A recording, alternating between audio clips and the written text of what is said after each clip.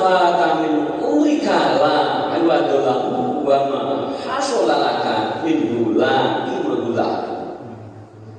Yang telah hilang dari umur hidupmu tidak dapat ditarik kembali. Ya sudah hilang, nggak bisa ditarik kembali, diulang lagi sudah nggak bisa. Sedang yang telah berhasil bagimu tidak dapat dinilai harganya. Ayo, siapa yang bisa menilai nikmat Allah? Siapa yang bisa mampu menilai nikmat Allah?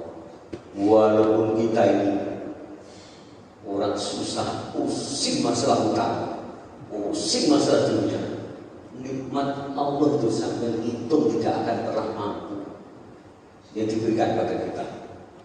Walaupun masalahnya manusia itu luar biasa di dunia ini, tapi nikmat dari Allah kita tidak akan pernah bisa mengukur, menilai, tidak bisa kita tahu. Nah, bagaimanapun nikmat Allah itu lebih agung, walaupun dalam kehidupan kita ini penuh penderitaan. Jangan sekali-kali husnudzon sama suudzon sama. Jangan sekali-kali berasangka buruk kepada Allah. Walaupun keadaan kita ibarat 100% menjadi 0%, tetap nikmat Allah itu tidak bisa dihitung. Nah, ini jangan sekali-kali kita ini, hati kita ini itu tadi menuduh Allah, berasangka buruk pada Allah. Terus pada Allah, apapun itu. Karena sesuatu yang terjadi kalau hati kita husnudzon sama Allah, kita itu paling tidak menjadi orang yang bermanfaat. Hidup ini amalia jadi manfaat, walaupun itu belum ikhlas. Perbuatan manusia menjadi bermanfaat, walaupun misalkan kita ini tidak dapat pahala, tapi manfaat itu pasti kita terima. Paling tidak menjadi khalifah, menjadi wakilnya Allah. Paling tidak kita hidup di dunia kan sudah jadi khalifah. Wakilnya Allah itu manusia ini sebenarnya. Khalifah, khalifah kan pemimpin. Pasti bermanfaat. Kalau nggak manfaat sampai juga ada dipanggil sama Allah. Udah manfaatnya sudah nggak ada, panggil dari Allah. Di dunia ini manfaat nggak ada, pasti dipanggil. Paling tidak sampai itu ada batu di jalan, tidak ada di jalan, ambil itu wakil dari Allah, membayarkan Allah. Paling tidak sampai itu, ya misalnya beli sandal, itu juga manfaat. Manfaatnya bagaimana? Ya sampai nggak bisa bikin sendal sendiri, ternyata orang lain yang bisa bikin sendal, jadi manfaat. Yang bikin manfaat, yang beli juga manfaat. Itu manfaat.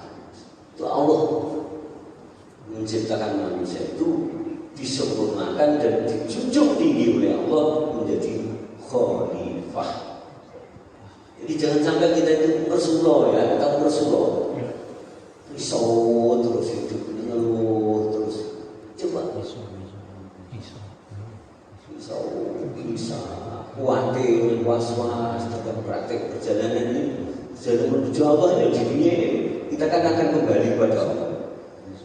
Masalah-masalah beban-beban itu hanya biasa, harus kita latih bahwa memang dunia itu seperti itu, tidak akan pernah selesai hidup. Problema dunia ini tidak akan pernah selesai selagi kita ini masih di dunia terus. Karena hukum dunia Rasul Khotimah, cinta pada dunia itulah induk pokok dari segala dosa, masalah.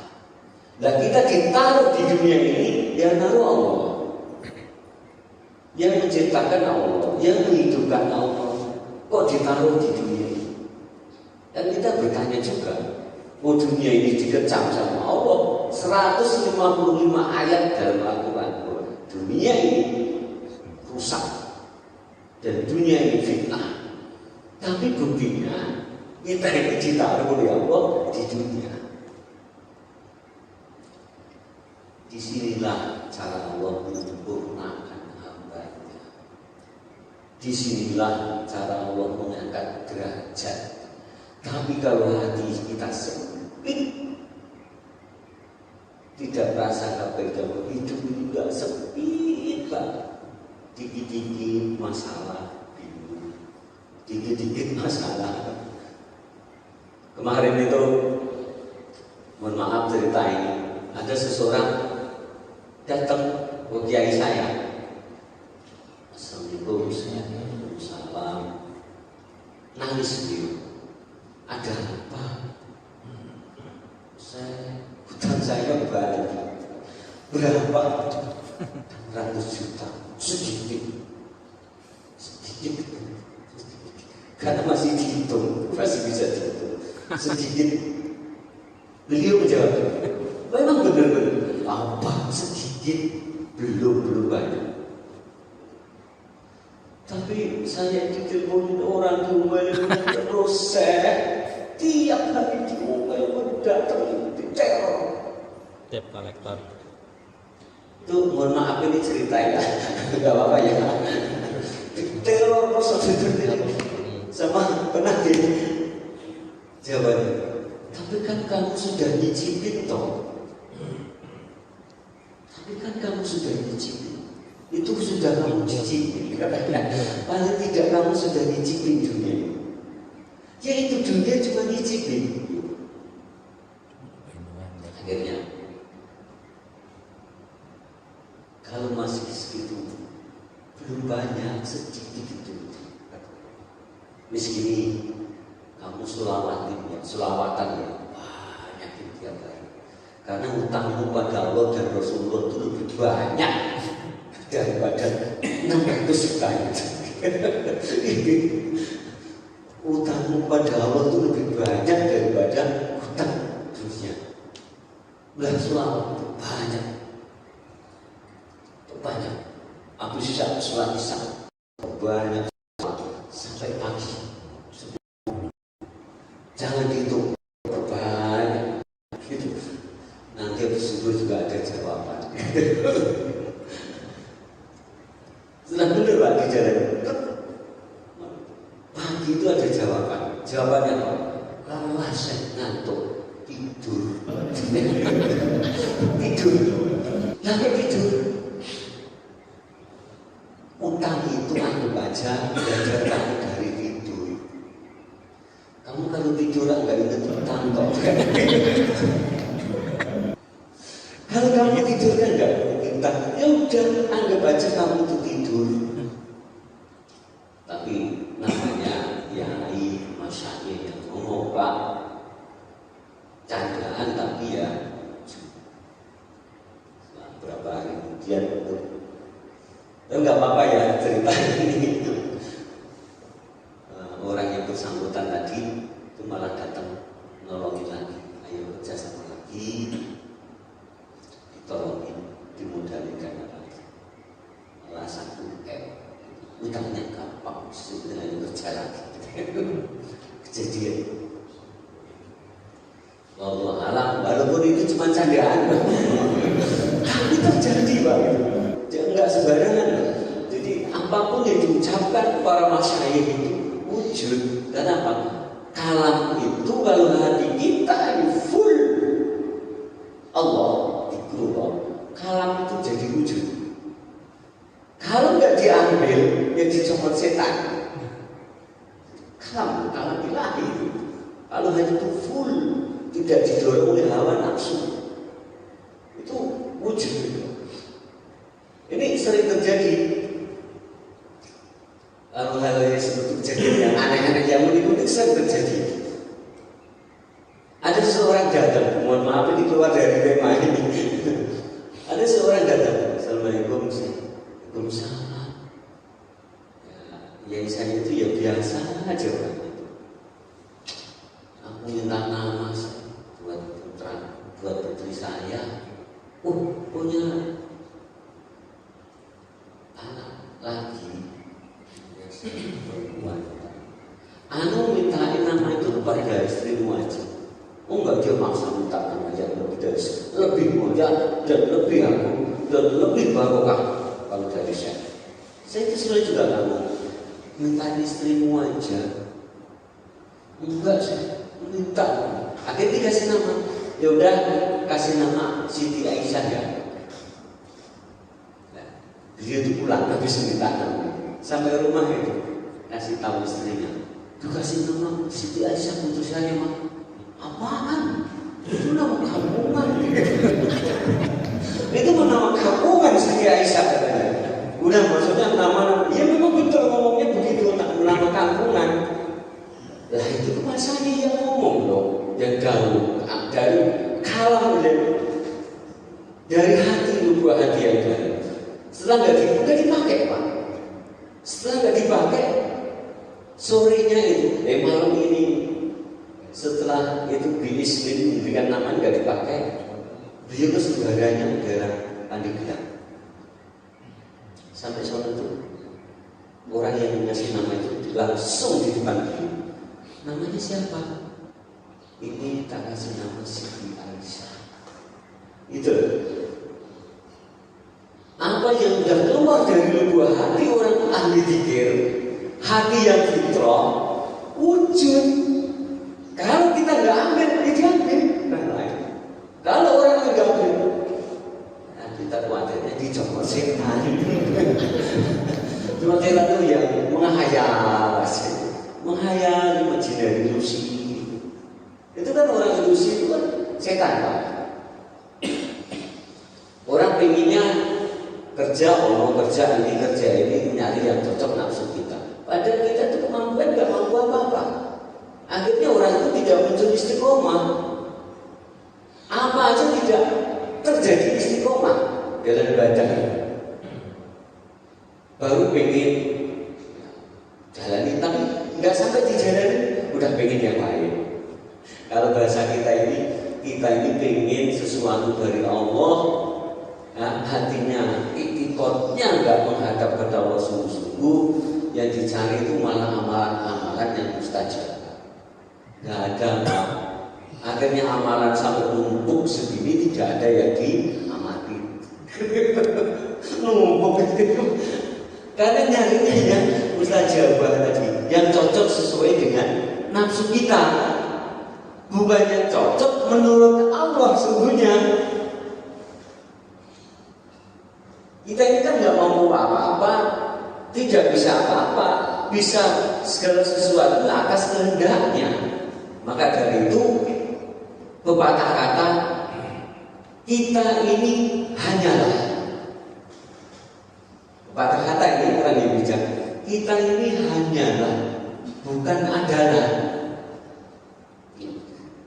Hanyalah, semua itu atas karunia kehendak Allah, bukan adalah. Kalau adalah kita akan merasa mampu.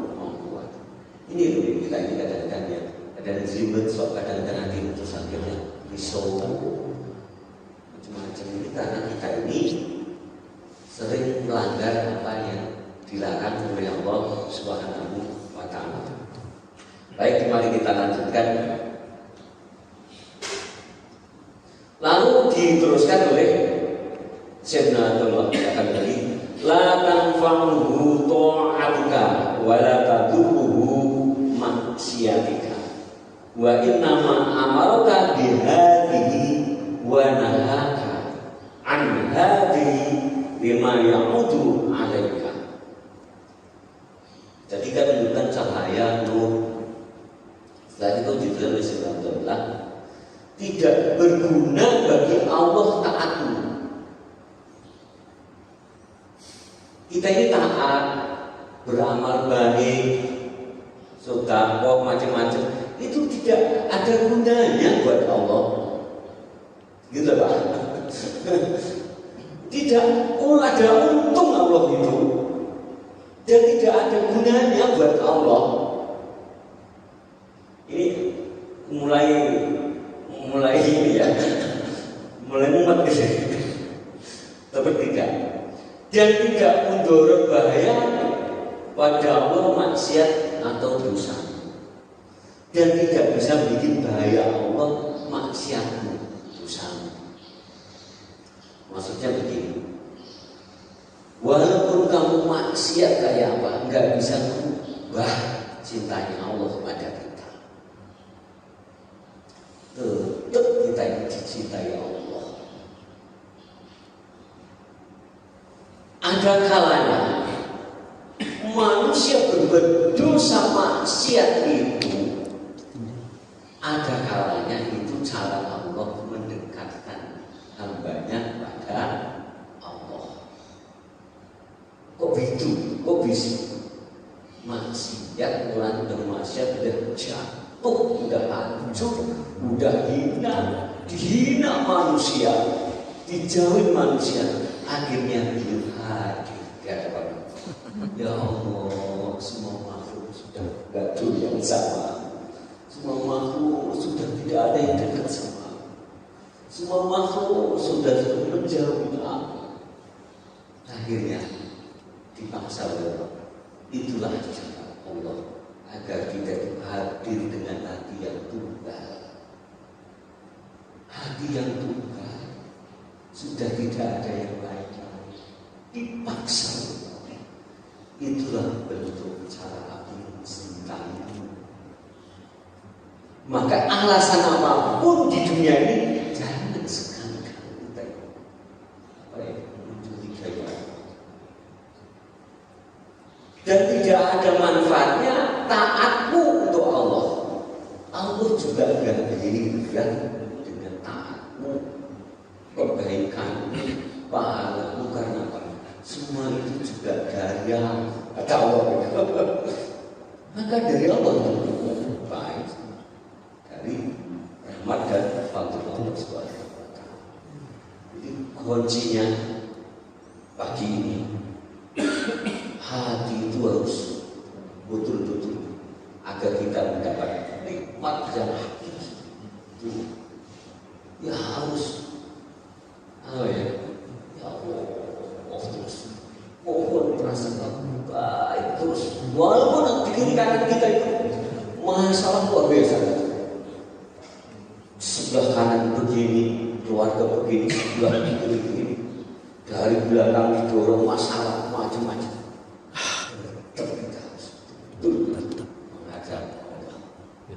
Memang itu cara Allah mendekatkan hambanya. Itu pun masih diuji terus oleh Allah, tidak dijaga-jaga. Kata Allah, sengaja aku langsung jaga doa. Karena apa? Karena aku ingin kemesraan pada hamba. Allah itu juga ingin mesra pada hambanya. Hambanya juga kemesraan yang luar biasa. Makanya kalau sudah nikmat itu lebur dari hati kita, dari akal kita, sholat nggak ada beban. Allah apa itu cara? Itulah cara Allah mencintai hamba. Jangan pesimis bahwa Allah itu kurang cintanya pada kita. Itu loh, walaupun sedikit itu. Kurang cinta. Jangan sampai ini keluar. Kalau sampai ini keluar pada hati kita atau ucapan kita, sudah ini kita sudah mulai mundur jalan hidup, akhirnya kena istijrot, terhalang, hanya sekedar rasa kabur gitu dari masalah. Karena saat kita ngerasain dia dari kiri kanan belakang, sini utang, sini masalah itu tetap masih Allah. Ini dorong untuk menuju pada Allah ya. Jangan sampai bersangkuru pada Allah. Misalkan kita sudah tahun-tahunan itu, mana karunia Allah tadi enggak muncul. Mungkin Allah itu mengendaki hambanya selalu dalam kemesraan pada Tuhan, pada Allah. Ya, kita ini jangan frustasi, jangan frustasi tadi. Walaupun lama kita itu sudah ibadah, ternyata kok masih begini gitu. Jangan diremehkan itu. Aku sudah istiqomah, Melewujud karunia Allah, jangan diremehkan. Kenapa? Jangan-jangan Allah itu ingin kemesraan pada hambanya. Kemesraannya bagaimana? Ya, kita hidup ini merasa nikmat indah tadi, mengadu segala sesuatu menjadi indah. Jadi kuncinya jangan sampai kita ini sudah frustasi. Ya, walaupun kita ini udah baca Al-Quran semalaman utuh, ya kan, baca Al-Ikhlas ribuan, jangan sampai kita itu tadi rasa kabur. Kenapa?